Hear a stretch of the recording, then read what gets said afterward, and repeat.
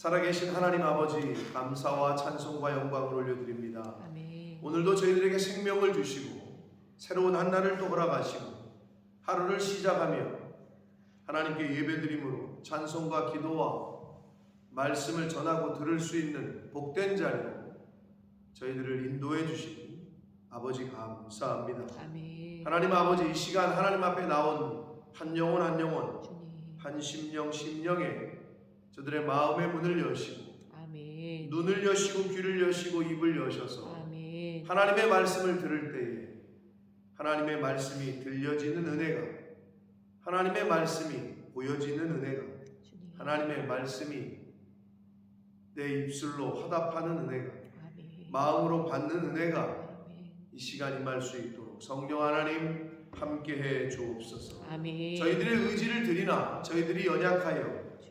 하나님의 말씀을 하나님의 말씀으로 온전히 듣고 보고 받고 먹지 못하는 일이 있습니다. 주님. 긍휼히 여겨주시고 불쌍히 여겨주시고 임마누엘로 함께하여 주옵소서. 아멘. 예수 그리스도 이름으로 축복하며 기도 올리옵나이다. 아멘. 아멘. 자, 하나님께서 모세를 부르셨습니다. 모세를 부르셔서 출애굽의 리더로 세우십니다. 그래서 알려주셔요. 네가 이러한 일을 하게 될 거다. 근데 모세가 말씀드린 대로 5번의 그 소명을 완곡하게 거부하는 모습이 나왔었어요. 그게 우리들의 모습이죠. 하나님의 말씀하시는 게 하나님이 나에게 직접 말씀 안 하시니까 잘 모르잖아요. 그럼 뭐로 알 수 있느냐? 목사님이 이제 뭔가를 부탁 또는 권면 또는 하라고 이렇게 말씀을 할 때가 있단 말이에요. 교회에서. 그러면 이제 갈라져요. 어떤 사람은 아니오가 없어. 이거를 시켜도 예, 저거를 시켜도 예, 어려운 거를 시켜도 예, 쉬운 거를 시켜도 예 하는 사람이 있고, 어떤 사람은 쉬운 거, 어려운 거를 시켜서 그러나 해서 쉬운 거를 시켜도 아니요, 좀 어려운 걸 시켜도 아니요, 중요한 일을 시켜도 아니요, 안 중요한 일을 시켜도 아니요 하는 사람이 있어요. 당연히 있죠. 그죠? 중요한 건 내가 어느 쪽에 속했느냐를 살피시면 돼요. 여러분, 하나부터 10까지 다 이해하는 사람은 생각이 없어서가 아니에요. 그 사람이 주관이 없어서가 아니에요. 그럼 왜 하나부터 10까지 다 이해하겠어? 그게 하나님의 가르침이니까. 그리스도 안에서는 모든 것이 다 이해다. 이제 그러면은 교회를 같이 다니는 사람들조차도 뭐라 그래요? 아니 뭐 자기는 하나부터 10까지 다 그냥 오케이야. 뭐를 시키면 다 뭐 바보야? 그게 할 소리는 아니죠. 그죠? 그걸 보고 배워야지. 근데 세상이 그러고 교회가 그래요. 하나부터 10까지 다 이해하는 게 당연히 맞는 거지. 그걸 이제 본인이 판단하지. 재단하고. 그게 잘하는 거라고 생각해요. 근데 여러분, 절대 그건 여러분 그렇게 신앙생활 하셔서는 여러분에게 절대 도움이 안 돼요. 제가 누누이 말씀드립니다. 어떤 교회, 어느 목사님이 하시는 말씀이라도 이해하시는 게 성도님들에게 도움이 됩니다. 아멘. 아멘 하는 자에게 그런 복이 있을 줄 믿습니다. 아멘. 근데 아멘이 잘 안 되죠. 그게. 아니 뭐 내 생각이 있고 내 기준이 있고 내 저기가 있는 거지 어떻게. 근데 그걸 버리셔야 돼요. 그게 버리기가 어려워요. 그 부분을 고치는 게 어렵다. 근데 여러분 그걸 고치셔야 돼요. 그래야 여러분의 가정에 복이 흘러가요. 그래야 여러분의 자녀들이 변화가 있기 시작해요.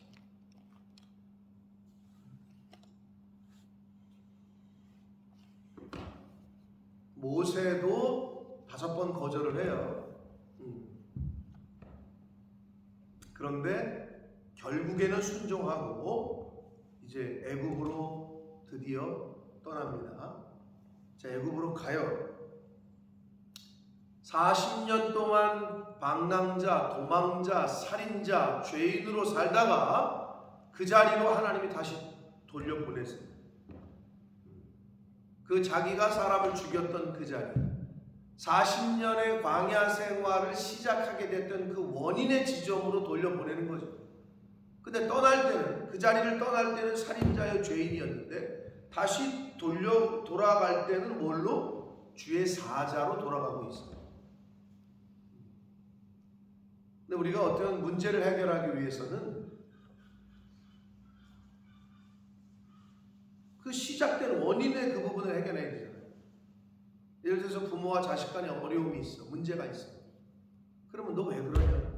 나 아빠가 어렸을 때 이렇게 한 게 나한테 상처다. 엄마가 그때 이렇게 한 게 나한테 상처다. 그러면 그 부분을 정확하게 그때로 돌아가서 부모지만 미안하다고 회개하고 잘못했다는 거 잘못했다고 얘기해야 되는데 뭐라고 얘기하는지 알아요? 그럼 이제 와서 그걸 어떻게 하라고? 그거는 관계를 다시 맺자는 얘기가 아니에요. 그거를 그때 잘못한 게 있으면 그 부분을 회개를 해야지. 용서를 구하고 사과를 해야지. 근데 그냥 묻어놔. 뭐 이제 와서 뭐 어떡하라고 그거를 이렇게 얘기하잖아요. 그거는 관계를 다시 회복하기 싫다는 얘기예요. 근데 그런 경우가 너무 많아요. 그냥 은근슬쩍 구렁이 담 넘어가듯이 넘어가. 그거는 진정한 치유가 되는 게 아니에요. 가면은 죽을 것 같고 가면은 싫은 그 자리로 돌려보내. 하나님이 모세를. 근데 어떻게? 이제는 하나님의 명령을 입은 주의 사자로 돌려보내고 있습니다. 한 사람을 죽였던 그 자리로 다른 많은 사람은 민족을 살리는 자리로 바꾸셔서 그 자리로 돌려보냅니다. 우리가 과거에는 죄인이었는지 몰라요. 근데 하나님이 이제는 우리를 의인으로 이 세상에서 살게 하시고 다시는 가기 싫은 그 시엄마, 보기 싫은 그 집, 그 자리로 돌려보내요. 뭘로 변해서? 하나님의 사람. 그런 경우라고 보시면 됩니다. 애굽으로 돌아가는 것.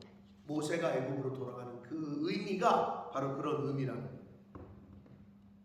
모세가 그의 장인 이드로에게 돌아가서 그에게 이르되 내가 애굽에 있는 내 형제들에게로 돌아가서 그들이 아직 살아있는지를 알아보려고 하오니 나로 가게 하소서. 이드로가 모세에게 평안히 가라 하니라. 여러분, 하나님께서 가래요. 하나님이 명령하셨어요. 그러면 하나님의 명령이니까 가면 되잖아요. 근데 지금 장인 어른에게 찾아가서 장인 어른에게 예의를 갖추고 있어요. 여러분, 이런 사람들이 있어요. 나는 하나님만 믿어. 그러면서 눈에 보이는 사람들의 관계는 다 깨는 사람들이 있어요. 나는 하나님만 믿어. 나는 하나님만 믿는 사람이야. 나는 사람을 안 믿어. 이러면서 목사님도 그냥 뭐 존중할 줄 모르고 같은 성도들도 다 무시하고, 그거는 하나님을 믿는 사람의 태도가 아닌 거예요. 자, 모세가 왜 이러고 있어요? 하나님이 명령하셨잖아. 그럼 가면 되잖아. 근데 장인 어른에게 가서 저 이렇게 해서 이렇게 가려고 합니다. 이게 아주 우리가 본받아야 할 점이에요. 신앙생활을 한다고 하면서 하나님을 믿는다고 하면서 교회의 질서와 교회의 권위를 부정하고 하는 사람들이 너무 많아요. 그 모습이 오늘날 한국교회에서 보여주고 있다.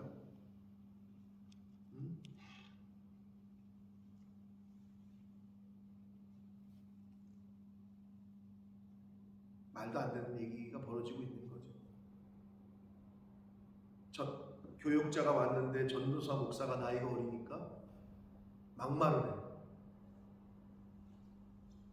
실제로 많아요. 그런 조금 직분자라고 하는 사람들이 교회. 옛날 같으면 진짜 말도 안 되는 얘기죠. 그게 교회라는 조직에서, 교회라는 곳에서 벌어져요. 직장에서 어떻게 해요? 하물며 군대에서 어떻게 해요?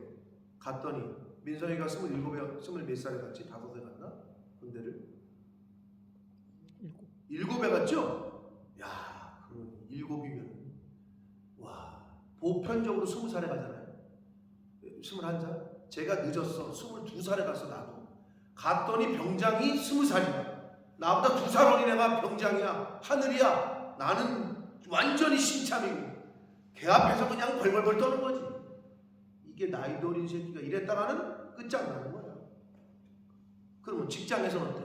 갔더니 어이씨, 과장이 나보다 5살이 어리네.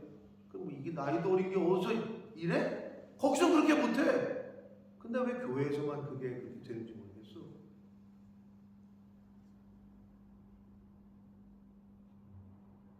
그게 사람의 참 돈이 연관되거나 어떤 힘이 연관되거나 이건 꼼짝 못하면서 하나님이 세우신 권위를 부정하는 거죠.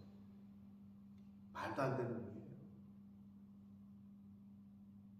박미든 목사님도 그런 얘기를 들었대요.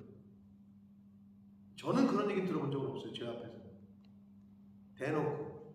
근데 약간 이게 존댓말이야 반말이야 이런 건 들어봤어. 그렇게까지는 거의 다 대부분이고. 근데 대놓고 어린 놈의 새끼가 이런 얘기를 했다는 거. 장로가 그 가만히 있어야 되는 거.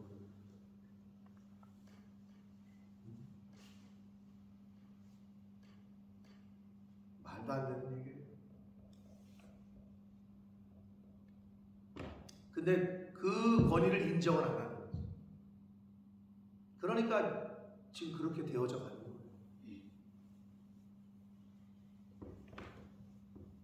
그래서 하나님을 믿는 사람은 인간의 관계, 이 눈에 보이는 관계에도 잘한다. 모세가 아주 그걸 잘 보여주고 있어요. 아니 하나님이 직접 모도를 했는데 뭘 거기 가서 뭘 얘기를 하는 거 그럴 수도 있잖아요. 근데 가서 이야기를 합니다. 그러면서 그랬더니 이드로가 모세에게 얘기를 듣더니 평안히 가라 하니라. 여러분 기도를 하실 때 응답이 하나님이 오른쪽으로 가라 왼쪽으로 가라 지금 가라 1년 후에 가라 이러면 좋을 것 같은데 잘 안 그렇게 안 하시잖아요. 늘 얘기를 해. 많은 믿는 사람들의 공통적인 답은 그리고 성경에서 주는 교훈은 그게 하나님의 길이고 하나님의 응답이면 그 결과가 그 과정이 평안해. 그런데 그게 아니잖아요? 그럼 계속 스트러글이 생겨요. 여기도 부딪히고 저기도 부딪히고. 근데 이드로는 지금 모세의 장인은 모세 얘기를 듣자 평안히 가라라고 얘기해요. 사랑하는 성도 여러분, 하나님이 하시는 일은 평안이 있다. 하나님이 하시는 일은 성령이 하시는 일은 성령은 평안의 영, 평강의 영이에요. 여러분 그거 어떤 기도를 하시면 마음에 막 답답하고 막 불안하고 두렵고 이거는 성령이 주시는 게 아니에요. 근데 기도를 하는데 도저히 내가 감당할 수 없는 일이고 도저히 이건 아닌 것 같은데 그럼에도 불구하고 내 안에 평안이 임해. 그럼 하나님의 하시는 일인 경우가 거의 맞아요. 그렇게 여러분이 분별을 하시면 돼요. 영분별하기가 어렵지만 그렇게 분별하시면 돼요. 모세의 이야기를 들은 장인 이드로가 야 지금 거기를 왜 가냐 40년 동안 이거 지금 어떻게 하고 지금 벌려놓은 일은 어떻게 하고 안 돼! 못 가! 이러지 않고 얘기를 듣더니 평안히 가라 라고 말씀합니다. 19절 여호와께서 미디안에서 모세에게 이르시되 애굽으로 돌아가라 내 목숨을 노리던 자가 다 죽었다. 한 번 더 컨펌하십니다. 걱정 말고 가라는 거예요. 두려워하지 말고 가라. 20절 모세가 그의 아내와 아들들을 나귀에 태우고 애굽으로 돌아가는데 모세가 하나님의 지팡이를 손에 잡았다. 자, 모세가 십보라에게서 낳은 장남의 아들의 이름이 뭐였다고요? 게르솜, 나그네라는 이름의 뜻. 근데 여기 보니까 아들들이라는 복수를 쓰고 있네요. 그러면 하나 더 낳았다는 거네요. 하나 뭐 더 낳았던지 둘을 더 낳았던지 아무튼 복수잖아요. 근데 이제 나오진 않았지만 이제 뒤에는 나와요. 차남의 이름이 엘리에셀이에요. 엘리에셀. 하나님이 도우셨다. 뭐 이런 뜻이거든요. 그러니까 두 아들을 나귀에 태우고 애굽으로 돌아가는데 모세가 하나님의 지팡이를 손에 잡았다. 자, 떠나올 때는 빈손으로 맨몸으로 도망자의 신세로 살인자의 신세로 왔어요. 돌아갈 때는 어떻게? 하나님의 지팡이를 쥐고 있어요. 그리고 하나님의 사자, 하나님의 대사로서의 신분으로 그 자리로 돌아가고 있어요. 사랑하는 성도 여러분, 하나님의 말씀에 순종하시면 이렇게 신분의 변화가 생깁니다. 순종할 때 변화가 생겨요. 불순종하면 변화는 생기지 않아요. 아주 기본적인 성경의 핵심입니다. 순종하면 변화가 생겨요. 쉽게 얘기해서 이런 거예요. 이렇게 때가 돼서 제가 기도해보고 했는데 이번에 권사 취임을 좀 했으면 좋겠습니다. 장로의 인직을 좀, 안수집사 인직을 좀 받으면 좋겠습니다. 그러면 제가 저는 할 수 없으나 목사님이 또 교회 하나님께서 하라고 하시면 하겠습니다. 순종하겠습니다. 그러면 변화가 생기죠. 집사에서 권사가 됐네. 네? 집사에서 안수집사가 됐네. 서리집사에서 장로가 됐네. 변화가 생기잖아요. 쉽게 얘기하면 신분의 변화. 그러나 이렇게 얘기를 했는데 불순종하잖아요. 불순종하는 사람은 주지도 않지만 직분을 변화는 생기지 않아요. 쉽게 얘기하면 하나님의 말씀에 순종하잖아요. 그러면 변화가 생겨요. 하나님의 지팡이를 손에 잡았다. 이거는 하나님의 권세와 하나님의 그 권위를 위임받았다. 이렇게 보시면 돼요. 하나님의 지팡이의 의미가. 그래서 육군은 별을 달면 요만한 지휘봉, 꼭 지휘자가 지휘하는 것 같은, 그러나 조금 두꺼운, 여러분 군대 영화 뭐 드라마 같은 거 보면 옛날 박정희 대통령 이 맨날 그 선글라스 끼고 요만한 지휘봉 하나를 손에 딱 들고 있었죠. 이게 이제 그 권위야, 권위. 해군은 뭘 주죠? 우리 해군, 공군이시지. 공군도 지휘봉을 주나? 해군은 뭘 주죠? 모르세요? 그렇죠. 검을 줘요.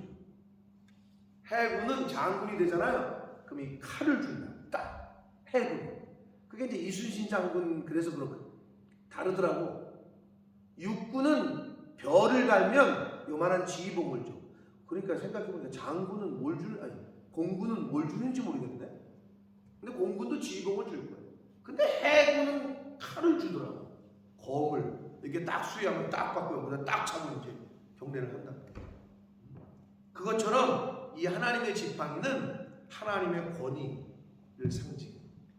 임명장과 같은 거예요. 자, 이제 신분이 변화됐어요. 21절 여호와께서 모세에게 이르시되 네가 애굽으로 돌아가거든 내가 네 손에 준 이적을 바로 앞에서 다 행하라. 그러나 내가 그의 마음을 완악하게 한즉 그가 백성을 보내주지 아니하리니. 이렇게 말씀합니다. 이런 부분이 여러분 헷갈리시죠? 출애굽을 10번 이렇게 계속 딜레이 시킨 게 하나님 같잖아요. 하나님이 바로의 마음을 완악하게 했다고 표현하고 있잖아요. 이게 맞기도 하고 틀리기도 한 표현이에요. 바로는 보내고 싶었는데 자꾸 하나님이 바로의 마음을 강팍하게 하사, 바로의 마음을 완악하게 하사. 자, 첫째는 출애굽의 모든 전 과정, 리더를 세우고 그 타이밍, 이때다. 이 모든 프로젝트를 진행하시는 분은 하나님이다. 이게 첫 번째 교훈. 인생사가 다 그렇죠.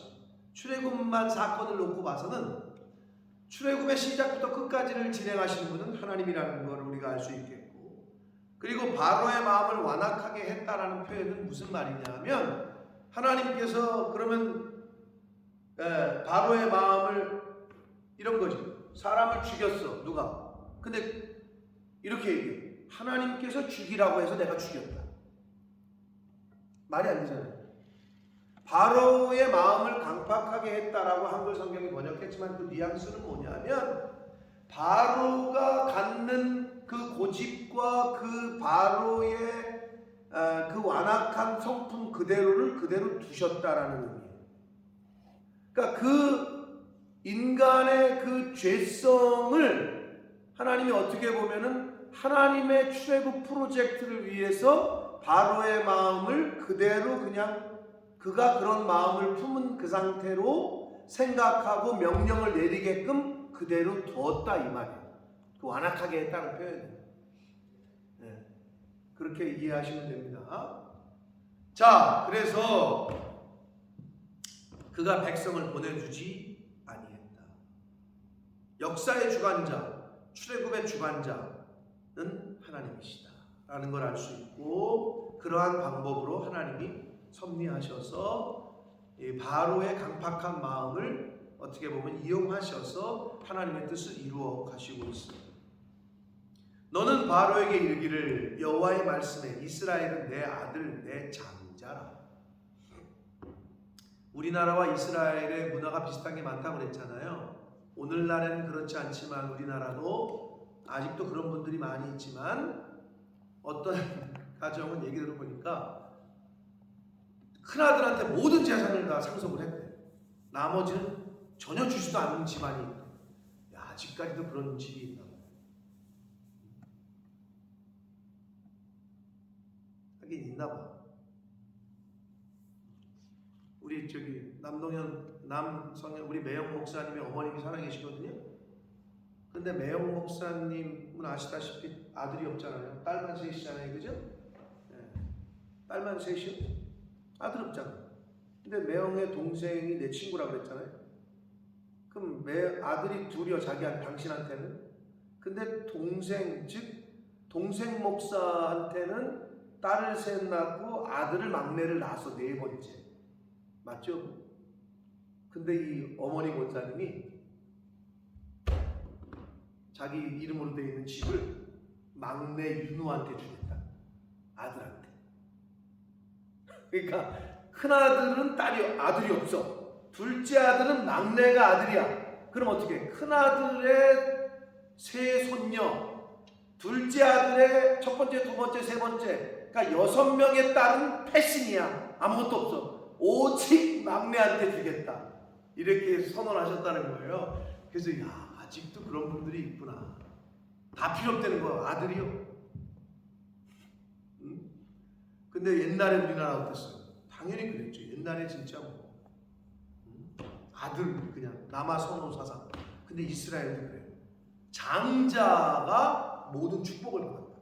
그래서 여기서 하나님이 내 아들 내 장자라는 표현은 어떤 의미가 있냐면 상속권의 권리가 있는 거예요. 하나님의 나라, 하나님의 기업을 상속할 나라라는 의미가 담겨져 있습니다. 23절 내가 내게 이르기를 내 아들을 보내주어 나를 섬기게 하라 하여도 내가 보내주기를 거절하니 내가 내 아들 내 장자를 죽이리라 하셨다라 하시니라. 그러면 여러분도 아셨어요? 바로에게 내려진 재앙이 몇 개예요? 10가지 중에 마지막 재앙이 뭐예요? 장자의 죽음이죠. 여기 장자의 죽음을 미리 예언하셨네. 10가지 재앙을 순서대로 내리시기 이전에 마지막 재앙이며 최종적인 재앙인 장자의 죽음을 미리 알려줬다. 그러니까 여기서 중요한 핵심은 뭔지 알아요? 오늘 본문에서 이스라엘을 장자라고 불러. 그런데 이 장자를 네가 놓아주지 않으면 너의 장자를 죽일 거다 이렇게 얘기하시죠. 결국 하나님께서는 세상의 장자를 치심으로 당신의 장자를 구원하십니다. 그러면 문자적으로 그렇고 그 내용상으로 그런데 이거를 영적으로 해석을 하자면 저와 여러분에게 있어서의 장자는 뭘 의미하는 걸까요? 인간들이 장자라고 여기는, 즉 가장 귀한 것으로 여기는 것이라고 보시면 됩니다. 요즘 인간 세상에서 장자는 가장 귀한 것, 첫째 되는 것을 얘기하는 거거든요. 그러면 인간이 하나님이 첫째예요. 말씀이 첫째예요. 교회가 첫째예요. 이래야 되는데 인간들이 가장 귀하게 여기는 것들을 하나님이 치시고 하나님의 장자들을 구원하십니다. 그럼 인간이 가장 귀하게 여기는 게 뭐예요? 그게 재물이에요. 오늘날 신약에 와서 그래서 예수님이 그러신 거예요. 너희들이 말세에는 하나님과 재물을 둘 중에 하나를 선택해야 돼요. 그럼 오늘날 진짜 여러분 그러잖아요. 온 사람들이 그냥 다 돈에 미쳐 있어. 그래서 신앙생활의 기본, 아주 기본은 뭐냐? 돈보다 하나님이 먼저 해야 되고, 재물보다 교회가 먼저 해야 되고, 재물보다 사람이 먼저 해야 되는 훈련을 여러분이 그거부터가 정리가 안 되면 다음 스테이지로 갈 수가 없어요. 쓰임 받을 수가 없어요. 그게 정리가 돼야, 그게 하나님 앞에서 통과가 되셔야 더 크게 하나님이 길을 여셔요. 당연하죠. 100만 원도 관리를 못하는, 얘 분리를 못하는데 얘한테 1억을 못 맡기죠. 나 같아도 못 맡기겠어. 내가 사장이면. 하나님은 우리를 너무나도 잘 아셔. 얘는 물질에 클리어하지가 않아. 그러면 더 큰 거를 맡기시지 않아요. 그건 당연한 거죠. 그러니까 그거부터 훈련을 하는 게 신앙생활의 사실은 첫 단계예요.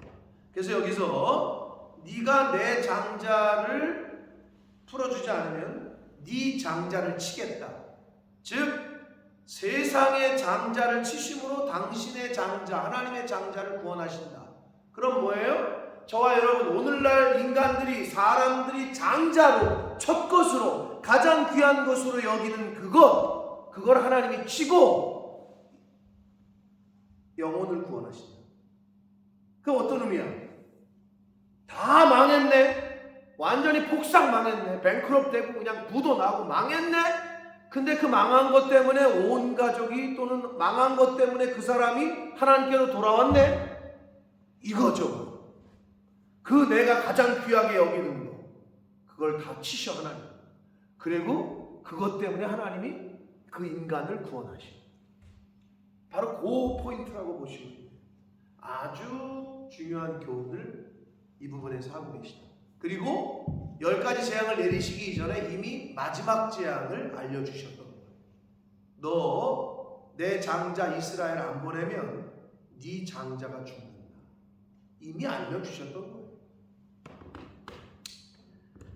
24절 모세가 길을 가다가, 자 24절부터 27절까지가 약간 난해 구절로 생뚱맞게 갑자기, 자 하나님이 모세가 애굽으로 가는 이유는 하나님이 보내신 거잖아요. 자 그런데 갑자기 24절 모세가 길을 가다가, 어디 길을 가다가? 애굽으로 가다가 숙소에 있을 때 여호와께서 그를 만나서 그를 죽이려 하셨다. 갑자기 장면이 이상하게 바뀌네.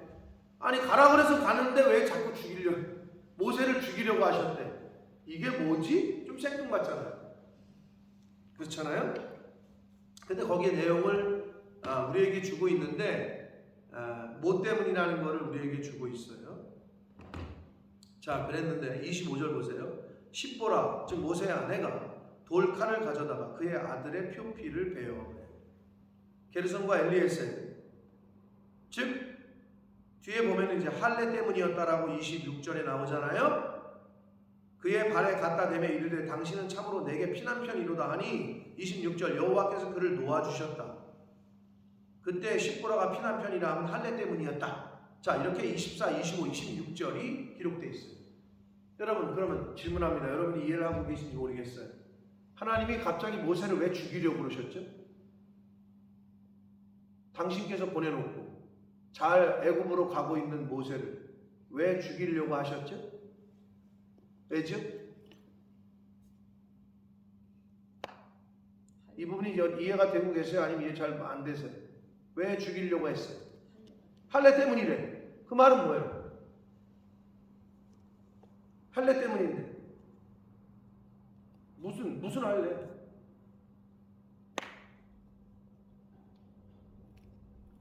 이 부분이 이해가 되고 계신지 안 계신지 대답을 안 하니까 내가 감을 잡기가 어려운데, 하나님이 모세를 왜 죽이려고 했느냐? 그의 아들들의 할례 때문이다라고 그런 걸로 이해하신 거죠? 그 말은 모세가 아들들에게 할례를 행한 거예요, 안 행한 거예요? 안 한 거라는 얘기고, 그럼 할례가 어떤 의미예요? 창세기 17장에 하나님의 백성들은 다 할례를 하라 그랬어. 언약 백성의 표징이야. 근데 안 했네. 그걸 안 했다는 것은 하나님의 가장 기본적인 언약 백성의 표징인 할례를 안 했다라는 것은 이건 죽어 마땅한 거죠. 그러니까 하나님 죽이려고 한 거예요. 근데 갑자기 여기서 십보라가 등장을 해, 아내가. 자, 십보라는 어디 사람이야? 미디안 제사장, 이방인 여자야. 제사장의 딸이었어. 근데 십보라가 갑자기 아들들에게 할례를 행해. 그러면은 십보라가 더 믿음이 좋았던 거예요? 이걸 유추해낼 수 있는 거죠. 십보라는 알았던 거예요. 지금 자기가 이거를 안 행하면 하나님의 노가 모세에게 임한다는 거. 그럼 그 말은 뭐예요? 십보라가 모세가 할례 얘기를 했을까요? 안 했을까요? 모세가? 안 했으면은 십보라가 지금 아들들의 할례를 행하지 못하죠. 멍 때리고 있는 거지. 왜 이런 일이 벌어지지? 근데 본인이 지금 행하잖아요, 할례를. 자기 아들들에게. 이미 아규 또는 디스커스 또는 스트러글이 있었던 거지. 모세는 난지 8일 만에 행해야 되는 게 율법이니까 이거 해야 되겠다. 이방 사람들은요, 이스라엘 할례를 굉장히 터부시했다고. 이 미친 것들 아니야? 무슨 애를 갖다 그거를 왜 잘라? 터부시했다. 그러니까 십보라가 어떻게 했어? 반대한 거지. 반대했으니까 지금까지 안 한 거지. 근데 하나님의 사명을 감당할 하나님의 리더가 이렇게 보니까 이 문제가 해결이 안 된대. 그래서 죽이려고 하셨던 거예요. 그러니까 그 상황을 직면한 십보라가 이거를 안 하면 이게 안 되는 거구나. 이방인 여자지만 이미 알고 있었던 거지. 왜? 자기가 반대했었으니. 그런 추론이 지금 합리적인 얘기가 이 말씀에서 우리가 알 수 있는 거예요. 이방인 여자가 갑자기 아들의 할례를 행한다고. 왜? 자기가 반대하지 않아. 그런 싸움이 있었던 거지, 당연히. 그렇게 우리가 충분히 유추할 수 있는 거예요. 할례 문제이구나 해가지고 행해. 그러면서 던져. 그러면서 남편한테 뭐라 그래? 당신은 진짜 피난편이다. 니네들 민족은 이걸 행해야 되는 거구나. 한마디로 쉽게 하면 그런 뉘앙스인 거예요. 이거 안 하면 안 되는 거네 하면서 던졌던 거예요. 그 포피를. 이해하셨어요? 이 부분을? 자, 그러면 하나님이 왜 이걸 갑자기 이 말씀 속에서 이게 애굽으로 가는 데 있어서 이 부분이 생뚱맞지만 그게 담겨져 있느냐? 하나님의 일을 하는 하나님의 리더는 본을 보여야 합니다. 그리고 모세가 자기 아내와의 관계 가운데 그럼에도 불구하고 했어야 되는데 안 했잖아요. 그러니까 율법을 정면으로 언약 백성으로서 마땅히 해야 될 거를 안 한 거잖아요. 그러고 나서 그런데 하나님의 리더로서의 일을 한다? 앞뒤가 안 맞아. 그러니까 하나님이 그걸 제동을 걸었던 거고, 그럼 여기서 우리가 교훈받을 수 있는 건 뭐예요? 왜 사람들이 믿지 않는 사람과 결혼한 거를 약간 믿는 사람들이 저거예요? 이런 부분이에요. 힘들어요. 달라, 영이 다르다는 건 말이 다른 거고 생각이 다르다는 거예요. 사람들이 수준은 맞추려고 해요. 경제적인 수준, 지식적인 수준 이런 건 맞추려고 그러거든. 근데 영적인 수준은 잘 보지를 않아. 근데 우리는 뭐부터 봐야 돼? 영적인 색깔, 수준 이것부터 봐야죠. 그러니까 우리 믿는 사람들은 믿는 사람이어야 된다. 첫 번째 얘기하는 거. 응? 다른 건 다 보네. 대학 나왔어? 직장은 뭐야? 이건 다 보면서 영적인 거는 점검을 안 해. 요즘 믿는 사람들이. 이런 일이 벌어진다. 힘들어요. 어렵죠. 그 사람은 전혀 모르니까. 기독교 문화나 성경 말씀에 대해서 똑같은 거예요. 근데 십보라는 그 스트러글이 있었던 거야. 아들한테 할례를 해야 되는데 하지 말자 뭐 이러다가 그냥 왔는데 갑자기 하나님이 사자가 죽이려고 하니까 알고 있었던 거예요. 그 자리에서 할례를 행하네. 그러고 던지면서 야 니네 민족은 이거 해야 되는 건가 보구나. 진짜 피를 봐야 되는구나. 피난 편이다. 이런 뉘앙스로 지금 이야기를 하는 거예요. 피난 편이라 하면 할례 때문이었다. 그래서 리더는, 그래서 크리스찬들은 빛과 소금의 역할, 즉 본을 보여야 돼요. 그게 안 되고 나는 거예요. 아니 모세의 자식들이 할례를 안 행했는데 누구 자식한테 할례를 행하라 그래요? 말이 안 되잖아요. 그런 의미에서 요 단락이 여기 끼워져 있어요. 27절 봅니다. 여호와께서 아론에게 이르시되 광야에 가서 모세를 맞으라 하시매. 자, 여기서 아론을 모세에게 보내는 것도 누가 보내요? 하나님이 보내셔요. 여러분, 출애굽의 모든 전 과정의 역사는 하나님으로 시작해서 하나님으로 끝나는 거예요. 근데 이거는 출애굽뿐만이 아니에요. 저와 여러분의 인생의 시작과 끝은 하나님으로 시작해서 하나님으로 끝납니다. 왜? 하나님이 알파와 오메가요, 시작이요, 끝이시기 때문에 그래요. 근데 우리가 그걸 인정을 못해요. 내가 혼자 지금 행하는 건 줄 알아. 내 인생이 내 건 줄 알아. 그렇게 착각하는 거죠. 시작도 하나님께로부터 시작이 됐고 지금도 하나님께서 이끌어 가시고 우리의 마지막도 하나님께서 끝내실 줄 믿습니다. 그게 우리의 전 인생이다. 모세에게 아론도 하나님이 보내셔요. 그가 가서 하나님의 산에서 모세를 만나 그에게 입맞추니 모세가 여호와께서 자기에게 분부하여 보내신 모든 말씀과 여호와께서 자기에게 명령하신 모든 이적을 아론에게 알렸어요. 쉬어한 거죠.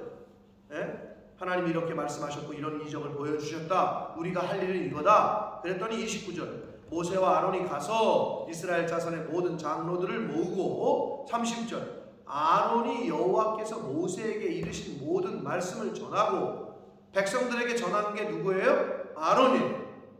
왜? 그렇게 하기로 된 거니까 하나님과 모세와 대화할 때 그렇죠? 그 백성 앞에서 이적을 행했다. 누가? 아론이. 동역과 협력이 보여지고 있어요. 여러분 우리가 이렇게 생각할 수 있죠. 하나님이 리더를 세우려면 그 말 잘하고 능력 있고 언변이 능하고 그런 사람이 없어서 모세를 세웠을까? 아니면 그런 어눌한 말 못하는 사람의 말 잘해라 뚝딱 하나님이 이런 능력이 없으셔서 아론을 세우셨을까? 그런 건 아니잖아요. 왜? 하나님은 전지전능. 그럼 왜 이렇게 하시느냐가 중요한 거예요. 뭐를 우리에게 교훈하시는 거냐? 협력해야 된다. 그게 성경 전체적인 메시지라고. 협력하여 선을 이루는 거다. 혼자 하는 게 아니다. 이걸 가르쳐 주시기 위해서 하나님이 능력이 있으시지만 하나님이 그렇게 행하실 수 있지만 그렇게 안 하시는 거라고. 부족한 사람들을 써서 너네가 합력해서 일을 이루어 가야 된다. 이거를 교훈해 주시고 있는 게 당장 여기서도 그런 모습인 거죠. 그랬더니 아론이 그 말씀하신 그대로 대신 말을 하고 대신 행했다라고 성경은 말씀하고 있습니다. 자, 31절 백성이 믿으며 여호와께서 이스라엘 자손을 찾으시고 그들의 고난을 살피셨다 함을 듣고 머리 숙여 경배했다. 자, 드디어 이제 모세가 아론을 만났고 이스라엘 백성들에게까지 가서 하나님의 말씀을 전했습니다. 자, 이제 5장부터는 드디어 모세와 아론이 바로 왕에게 가서 이제 전하는 장면이 시작됩니다. 자, 사랑하는 성도 여러분, 오늘 단락에서 여러 가지 몇 가지 중요한 교훈들이 있었습니다. 죄인의 신분이었던 도망자의 신분이었던 모세가 하나님의 대사로서 그 시작점 도망자가 될 수밖에 없었던 살인자가 되었던 그 자리로 다시 가요. 우리가 죄인이었어요. 우리가 그전에는 분노의 진노의 자녀였어요. 그렇게 살았지만 예수 그리스도로 말미암아 하나님의 은혜로 말미암아 우리는 다시 세상으로 왔어요. 그러나 신분이 변화됐어요. 모세의 손에 지팡이가 들려있듯이 저와 여러분의 손에는 복음이 들려있어요. 예수 그리스도의 십자가가 들려있어요. 할렐루야. 아멘. 그럼 이제는 우리가 그렇게 살아가야 돼요. 근데 만약에 그 신분의 변화된 상태로 살아가는 데 있어서 하나님의 언약을 잊어버린 게 있어요? 안 돼요. 할례의 언약을 잊었어요. 그때는 하나님이 막으시고 죽이려고 하셨어요. 사랑하는 성도 여러분, 신분이 변화되고 하나님의 자녀가 됐지만 해결하지 않은 죄악된 것들이 있거나 해야 되는데 안 한 것들이 있으면 하나님이 그것도 물으시고 고쳐가게 하시고 징계하시는 거예요. 그게 할례 문제 속에서 보여주시는 거예요. 하나님이 리더로 세웠으면 그럼 여러분 이렇게 생각하죠. 그거 해결된 사람을 세우지? 그럴 수 있잖아요. 그거 그 전에 해결하시지? 그럴 수 있잖아요. 근데 하나님이 그렇게 하시는 이유가 있는 거예요. 우리도 그런 거죠. 우리가 변화돼서 예수 믿는 사람으로 크리스찬으로 살아가요. 그런데 아직도 못 바꾼, 아직도 변화되지 못한 그 무엇, 예를 들면 할례 문제 같은 거 어떻게 해야 돼? 근데 그거 해결해야 된다는 거예요. 그거 해결 안 한 상태로 가잖아요. 안 돼요. 그러니까 그런 것들이 있으면 말씀을 듣다가 읽다가 교훈을 받다가 발견이 되면 빨리 죽이시라. 빨리 행하시라. 여러 가지 오늘 중요한 교훈들이 있었습니다. 사랑하는 성도 여러분, 저와 여러분은 이제 이 세상을 살아가는 게 어떻게? 의인으로 살아가고 있고 하나님의 백성으로 살아갑니다. 그럴 때 그 하나님의 백성답게 본을 보여야 될 걸 본을 보여야 되는 거예요. 믿지 않는 사람은 저와 여러분의 손에는 뭐가 들렸다? 하나님의 지팡이,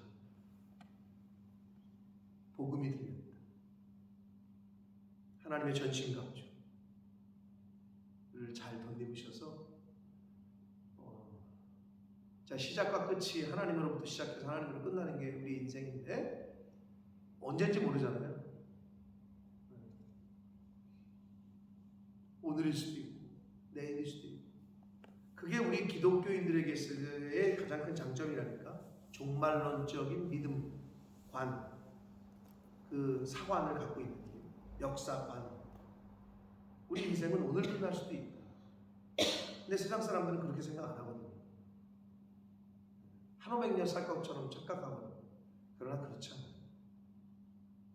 하나님이 정하실 때 그냥 끝나는 거예요. 그 정하신 방법도 우리는 알지 못해요. 그게 병인지 사고인지 뭔지. 그러나 하나님이 정하시는 거예요. 그 때와 방법 또한. 아멘? 아멘. 그렇게 믿고 어떻게 오늘 하루도 주셨는데 감사한 거죠. 오늘 하루를 더 살게 하셨어요. 감사와 기쁨과 은혜로 주위에 그런 거를 좀 전파하시고 살 수 있도록 가장 옆에 있는 사람에게도 내가 오늘 만나는 사람에게 그러한 저와 여러분의 오늘이 되시고 남아있는 시간이 언제까지인지 모르나 그렇게 살아가는 저와 여러분이 되시기를 예수 그리스도 이름으로 축복합니다. 아멘. 살아계신 하나님 아버지 감사와 찬송과 영광을 올려드립니다. 아멘. 아버지 하나님 출애굽 이야기를 너무나도 잘 알고 있고 그 스토리를 성경의 말씀을 알고 있다고 생각했지만 또 들을 때마다 이 부분이 또 들을 때마다 이 말씀이 이런 교훈이 있었고 나에게 오늘 이런 교훈으로 임하신다 하는 걸 느낍니다.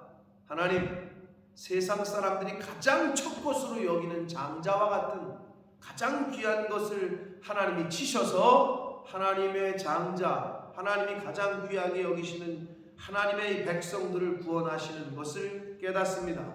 아버지, 내가 가장 귀하게 여기는 것이 무엇인지 그게 만약 하나님이 아니고 하나님의 뜻이 아니라면 하나님께서는 반드시 그것을 치실 거라는 것을 다시 한번 깨닫습니다.